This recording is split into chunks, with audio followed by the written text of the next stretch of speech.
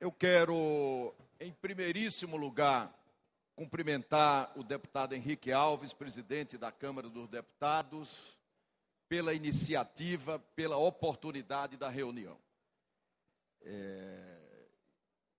De convidar gentilmente para esse encontro os governadores de Estado, e eu gostaria de saudar a todos, os líderes partidários, os presidentes de partido, os presidentes das comissões permanentes e os relatores de assuntos federativos, de temas federativos que estão tramitando nas duas casas do Congresso Nacional. Presidente Henrique, essa reunião é muito importante. Por ser muito importante, seria fundamental que desde já nós criássemos um foro permanente para permanentemente ouvirmos os governadores com relação à necessidade de equilibrarmos a federação. O papel de todos nós, o papel constitucional do Senado é de casa da federação. Cabe ao Senado equilibrá-la, protegê-la e, de forma nenhuma, nós não vamos concordar, não podemos permitir a deformação da Federação Brasileira.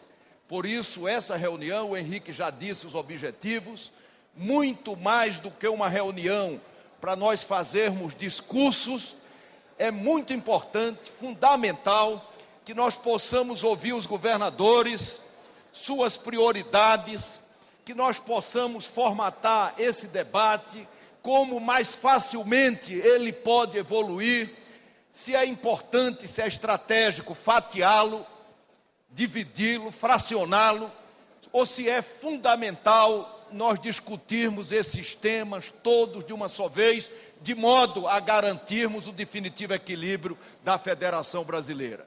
Do ponto de vista do Congresso Nacional, os senhores acompanharam, nós ontem votamos o orçamento da União de 2013 e na semana que passou nós apreciamos os vetos da presidente Dilma à partilha dos royalties de petróleo. Não foi fácil, nunca é fácil no parlamento e na democracia. Quando as coisas precisam acontecer, elas acontecem. Mas eu não sei se a apreciação dos royalties, da forma que se fez, é o melhor exemplo que nós temos para defender e para proteger o equilíbrio federativo.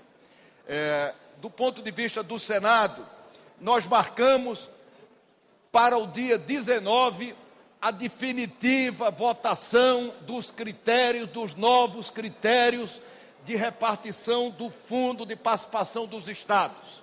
No dia 19, em torno do relatório do senador Walter Pinheiro, nós vamos deliberar, porque o país e o próprio Congresso não entendem que nós cheguemos a março sem deliberar sobre um critério cujo prazo para deliberação era de 1 ano, dado pelo Supremo Tribunal Federal e depois prorrogado por liminar do ministro Lewandowski. O presidente da Comissão de Assuntos Econômicos, ontem, numa rápida conversa, o senador Lindenberg Farias, demonstrou a vontade que ele tinha de submeter a proposta que reforma o ICMS à votação no dia 26, na Comissão de Assuntos Econômicos do Senado Federal. Este talvez seja o melhor momento para que a gente possa recolher pontos de vista dos governadores e definitivamente acertarmos a mão com relação a um calendário que nos leve objetivamente ao equilíbrio federativo, que é o dever do Congresso Nacional e é compromisso de todos nós. Eu aproveito essas palavras iniciais para dizer que, do ponto de vista do Senado, e seguindo a um objetivo de robustecer o papel constitucional do Senado e de aproximá-lo cada vez mais da população, nós estamos criando, na Comissão de Assuntos Econômicos, um banco de dados, para que dessa forma, com esse banco de dados, com informações federativas, dos estados, dos municípios, da União, nós possamos instrumentalizar, aparelhar o Senado, para que o Senado, toda vez que decidir sobre uma questão federativa, ele não decida a partir de informação de outros poderes e de partes interessadas, o que lamentavelmente tem acontecido. E também regulamentamos a Constituição Federal no sentido de possibilitar ao Senado Federal um acompanhamento, uma fiscalização da evolução do sistema tributário nacional, o que considero fundamental para que a gente possa pautar e decidir sobre as prioridades que eu tenho absoluta convicção poderão sair daqui ou começarão a sair daqui dessa reunião. Inicialmente eram essas as minhas manifestações. Mais uma vez eu queria cumprimentar e parabenizar o presidente da Câmara pela iniciativa e dizer que a disposição do Congresso Nacional e do Senado Federal é recolher hoje aqui as prioridades dos governadores. Nós já tivemos problemas, o maior exemplo é a apreciação da lei de royalties, graças a Deus, nós já chegamos ao final. Hoje mesmo, eu estarei na forma do artigo 66 da Constituição, em mensagem à Presidente da República, comunicando à Presidente da República para promulgação os vetos que foram apreciados pelo Congresso Nacional.